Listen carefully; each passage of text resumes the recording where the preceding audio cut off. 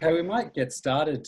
And I'd just say welcome to everyone to tonight's Conversation Circles, hosted by the Social Enterprise Network Victoria. I'm Nick Viginis, I'm the CEO of Senvic, and I'd like to just start by acknowledging the traditional owners of the land that we're on. In my case, it's the Wurundjeri people of the Kulin Nation. I pay my respects to their elders past, present and emerging, and acknowledge that at this time, as much as we celebrate their continuing culture and law, it's also a continuation of the tragedy that our Indigenous populations are the most disproportionately incarcerated people on the planet. So let me begin by saying tonight's event, the theme is asking the question, how can social enterprise get a better share of government's purchasing power? And the timing for this is very much taking advantage of the consultation that the government currently has. An online survey is open, been extended for another week, and we thought it's timely to look at this question of social procurement and how far it's gone. We are acknowledged in Victoria or seen as leaders in this field, but also we're ambitious. So we like to look for other opportunities for reform, and that's why I'm really pleased that we've got Mark Daniels from Social. I'll have to do it, Dante. I'm just trying to connect. If we could just mute our mics just for a little bit longer and the conversation will start soon.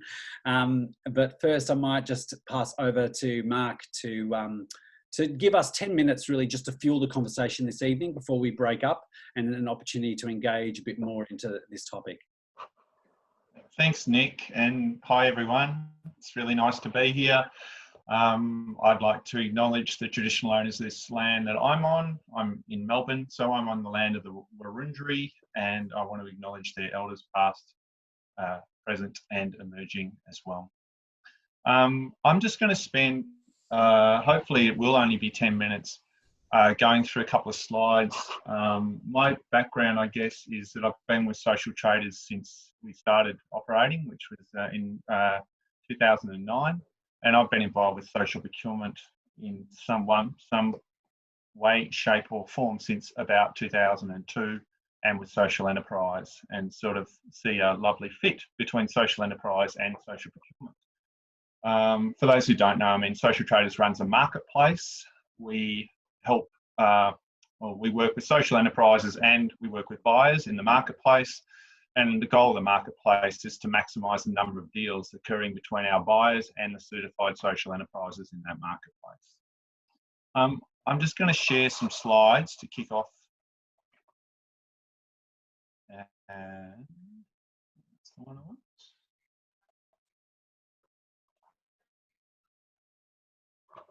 Okay, share. Okay. Can you see my slides? Great.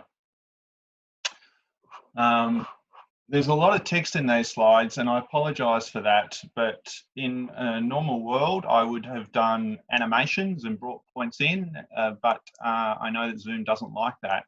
And so you're going to get text heavy. I just want you to go at my pace. Don't read ahead. It's just going to be a pain. If you're anticipating the next question, the next point before I get there.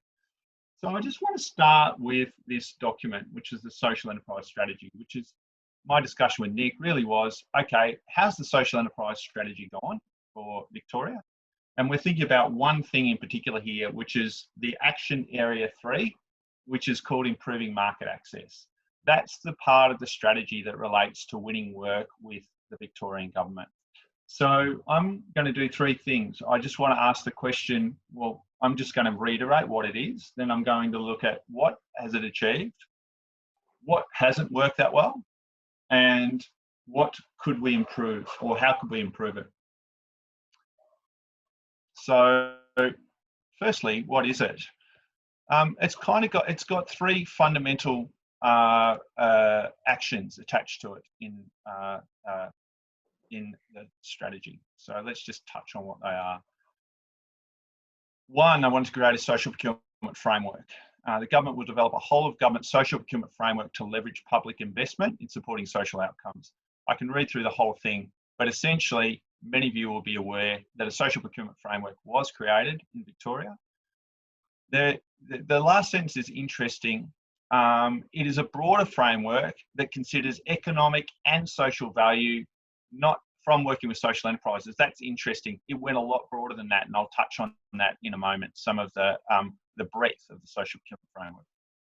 The second element of, let me take a step back. The social procurement framework basically requires government departments to deliver social impact through their procurement practice. That's fundamentally what it exists to do.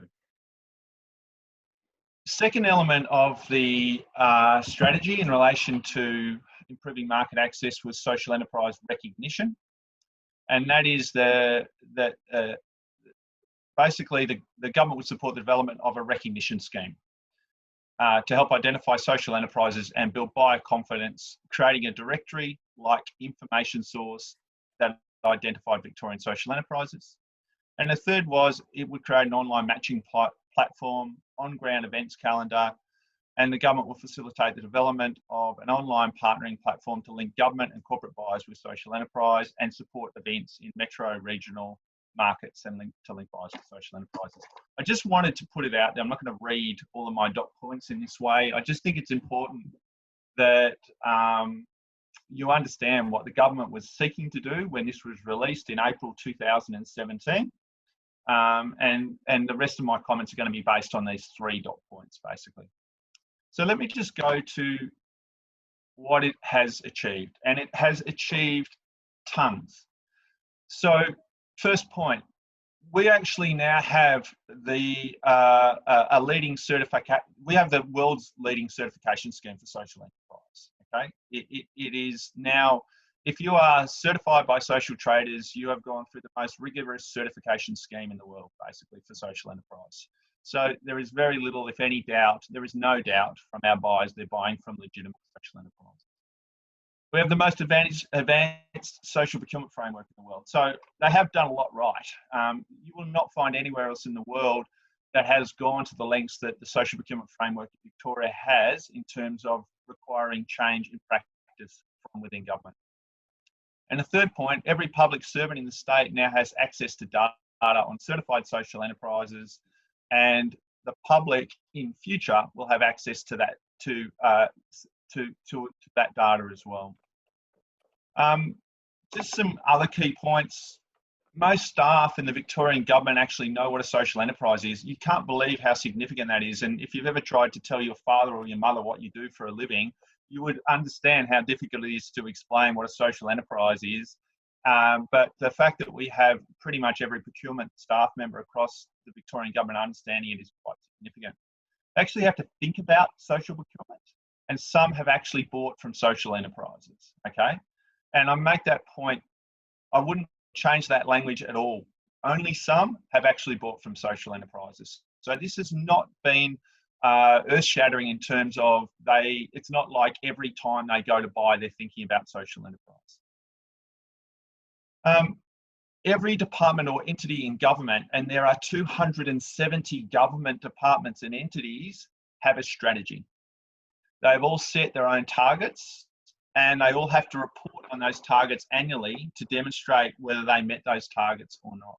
So 270 organisations in Victoria, all arms of government, and that could be anything from the Cemeteries Trust, the Northern Metropolitan Cemeteries Trust, or the Geelong Cemeteries Trust, through to Yarra Valley Water, through to the Department of Treasury and Finance, through to various hospitals, have all thought about this and built a strategy that has considered. So they've had to think about social impact and how they can do that within their organisation. Many of the tier 1 suppliers, and by that I mean suppliers to government, and they're quite often large companies. So in infrastructure, it would be companies like Lendlease and CPB and Lang O'Rourke and McConnell Dowell, and in maintenance, it'd be Broad Spectrum and Downer and those sorts of companies. In law, it would be all the big law firms. you cannot imagine how many suppliers there are to government. It would be in the hundreds of thousands of businesses.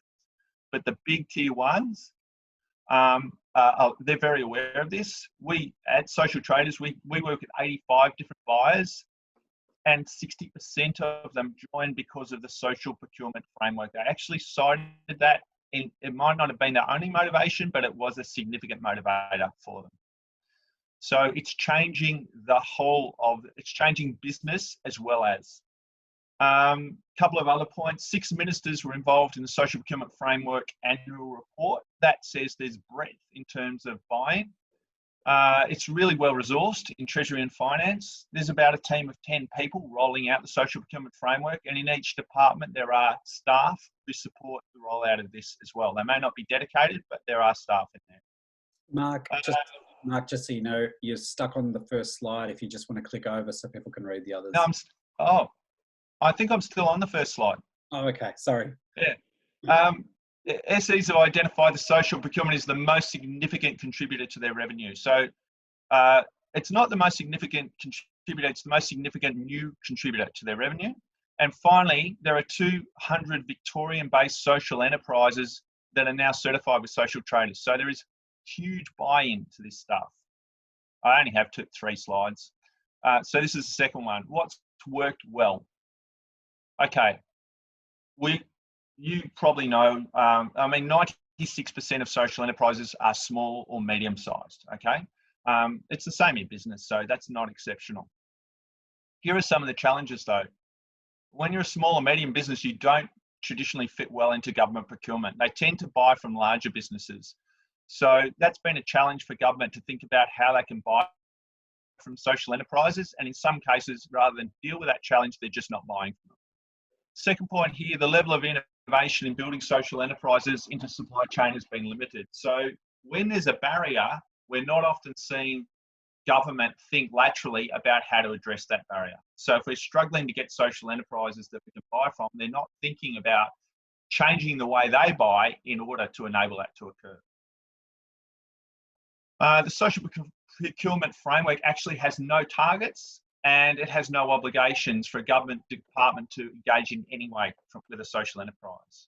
So I just want to touch on this briefly.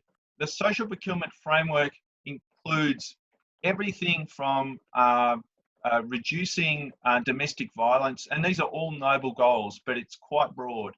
The reduction of domestic violence, diversity in the workforce, engaging Indigenous businesses, engaging social enterprises, engaging Australian disability enterprises, environmental impact, reducing carbon footprint, and other objectives. So it's quite broad. And so organisations can actually avoid or choose not to engage with social enterprises if they feel it's easier, or if they choose other objectives over social enterprise as their key focus. There's no reference to capital in the social enterprise strategy, yet social procurement requires significant social enterprise growth. So it's hard to grow if there's no capital available to you in the marketplace. There's a mismatch between what social enterprises supply and what government buys. So social enterprises are not necessarily selling the things that government want to buy the most. So what could be done about these? This is my last slide, Nick. I'm very conscious of time. How can we improve it? Okay, 4 points. Strengthen the social procurement framework to require, sorry. You're okay, Mark. Just move the slides forward so we can see them. That's all. You're okay for time. I've clicked it. Is it? How could we improve it? Is that the heading you can see? No. Okay. You have to stop the sharing and share it again. Okay. Bear with me. Yeah, you have to stop the screen share, then share it again and click on the next slide. Okay. Just a sec.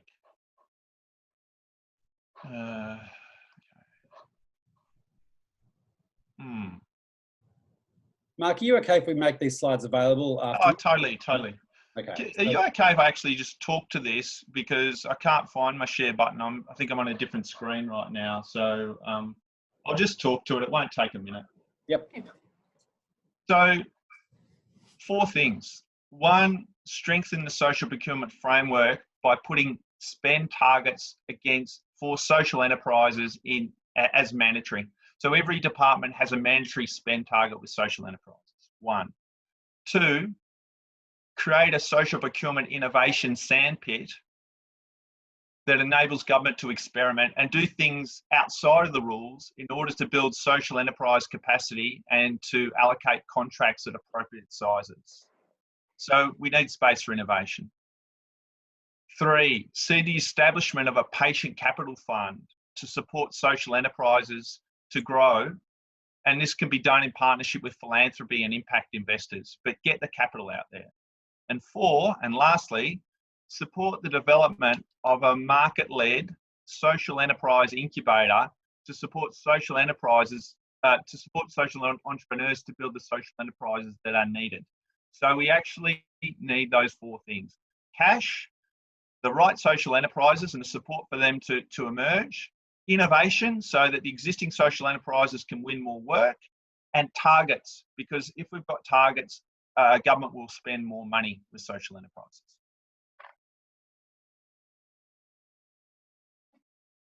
I'm done, Nick. So I'll see you later. No, I'm going to hang around. Yeah. No, that's good, and you've done well for time. So yeah, we'll get the slides out to people because I think you know that it was a great talk, Mark. You really gave a really concise overview of the strategy. Did I get past the first slide or not? No, just got stuck on the first one. Bugger. Okay. So look, this is just a chance. We take a few minutes to get some questions from the audience. If anyone's not got one ready, I can throw one in. I'm just looking around. Yeah, Tegan? Mark, you mentioned that the Social Traders platform may be available to public buyers rather than just government. When is there like a time frame for that, or is it more of just a dream at this point? No, there's a bit of work going into it at Social Traders at the moment. I'll nuance your language a little bit. We work with commercial and government buyers, so but they have to be one of our members to access our database at the moment. And what we're looking at is a version, and what we're seriously going through the process of at the moment is a public version of that database. Yeah.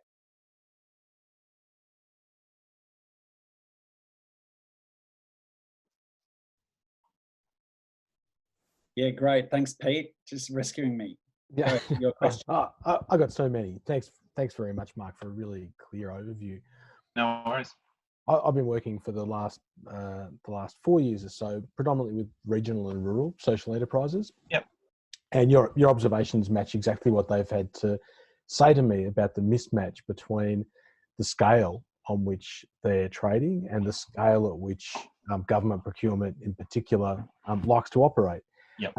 Do you have much of a window into moves to support smaller social enterprises with the skill sets they have in terms of forming unincorporated joint ventures, partnerships, subcontractor, master contractor arrangements?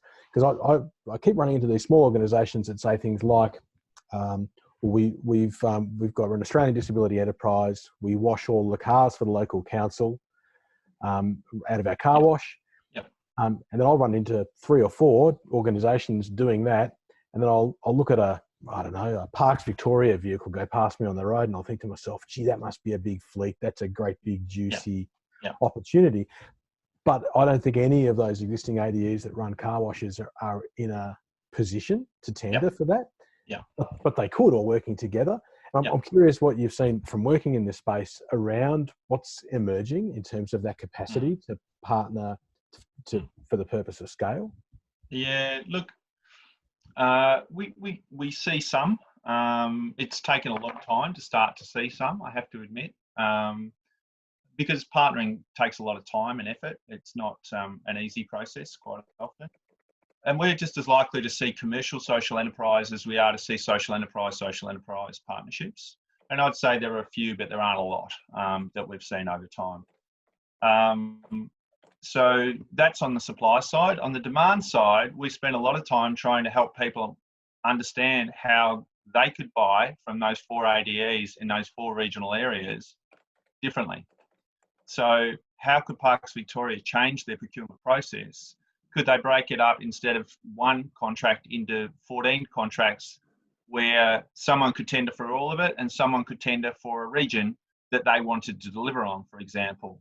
And a lot more of what we do, I guess, is around getting targets set for tier ones to engage social enterprise at tier two in their supply chain, right? So, if you're looking at car wash is a funny one because it's so, and Parks Victoria and car wash, I'm sure they do it all locally because it makes no sense to take them to a central point. No company could cover the breadth of Victoria. So, but you could still have one contractor who does it all and they outsource it. So it's actually getting targets in those and mandatory requirements or social weightings into contracts so that they have to demonstrate that they've considered social enterprises and Indigenous businesses as their suppliers and they've found 2 or 3 that they can engage in their supply chains. And if you make the weighting high enough, they'll treat it really seriously. Or if you set a mandatory target with KPIs and payments attached to it, they'll treat it really seriously. That's what I mean by a sandpit in all of this. How do you think differently? The tradition of procurement is, there's a great quote, and it's dreadful when you hear it. It's something along the lines of, how can I have as few throats to throttle as possible? And that's a procurement language for, I only want to have 5 contracts with 5 companies, despite the fact that I spend $500 million a year. I do not want to have 500 contracts because that's so much more work for me to deal with. I want head contractors who take all the risk, and then I don't have to manage all of these other small suppliers all over the place. So that's the prevailing belief in procurement. And I think in our world, we've got to challenge that belief, because if they want to deliver social impact, that's not going to work. We don't have $100 million suppliers. We've probably got 1 in our total list of 380 certified social enterprises. That's a good question, though. Thanks, Pete. Yeah, I've got a question, Mark. So I love targets, and you do raise targets as being really important, but I'm actually interested in consequences. So whether or not we can go a bit further with targets to actually have them binding on, government panel members, so that we can have some consequences if perhaps targets aren't met, or just reframing what they are as a compliance measure. No, I mean, I'll comment on that because I think the most progressed example are the infrastructure projects, because they've got such massive leverage.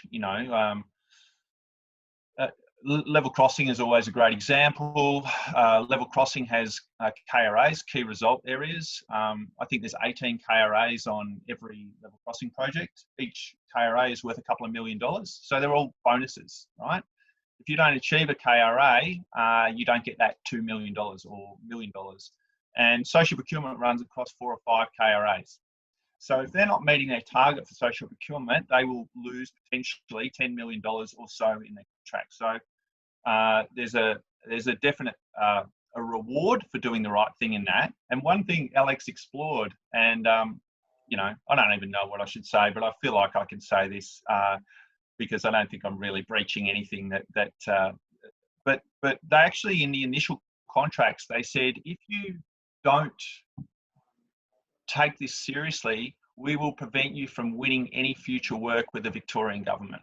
Like, they tried that on, and the lawyers came back and said, you can't do that, basically. So they were going in with a very heavy stick on this stuff.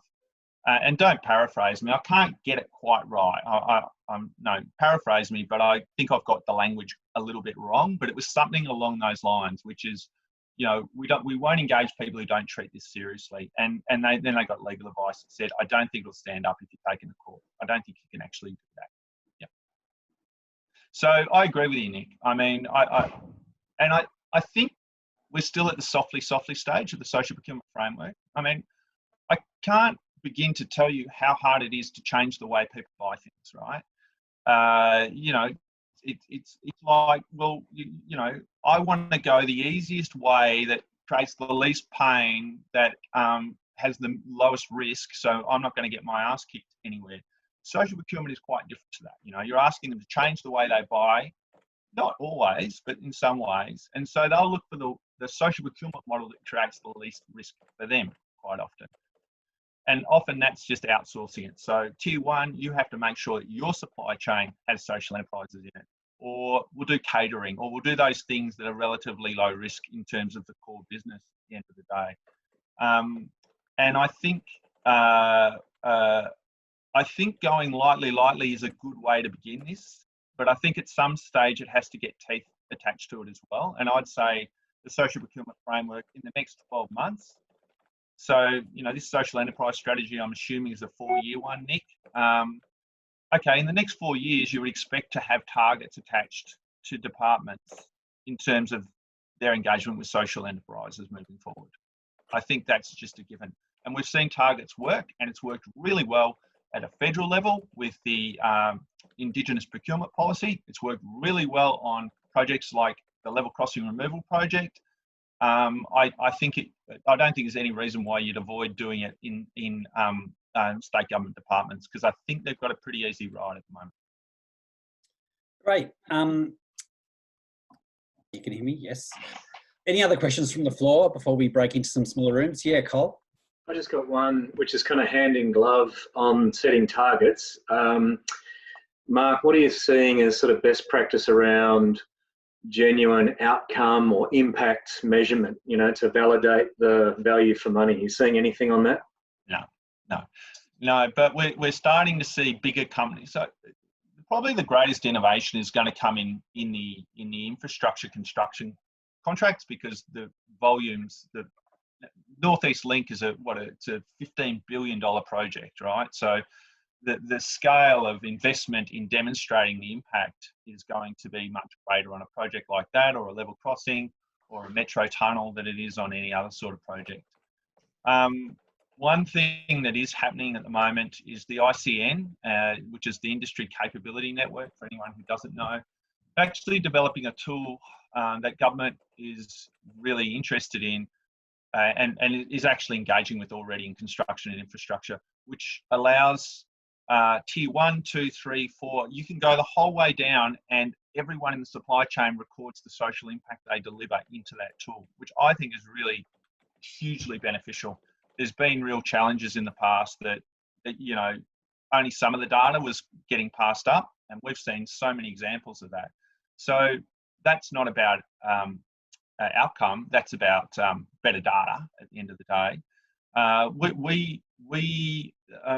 There is a project, there's stuff going on, but I don't think anyone's cracked the nut, and nor has anyone seriously given any serious attention from what we can see.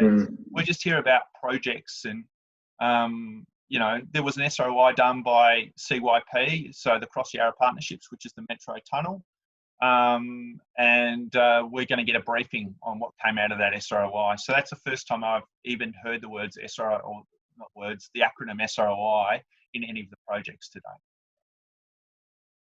Thanks. Impact is the first thing cut in terms of research, because it's, you can imagine when costs becomes an issue on a Westgate tunnel or something like that, and they're looking for savings, why are we spending $150,000 on evaluation? That can go. It's not critical path for this sort of stuff. But none of them have actually made the big investment yet either. We haven't seen anyone commit in a huge way yet to measuring their impact. Great. Okay, thanks, Mark.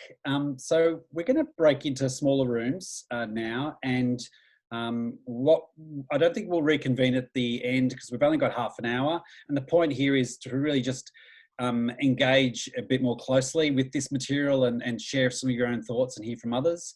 So I won't leave time for us to regroup at the end, but I will stay around afterwards if people actually want to talk to me about the government's strategy evaluation, and they want to talk more broadly around that.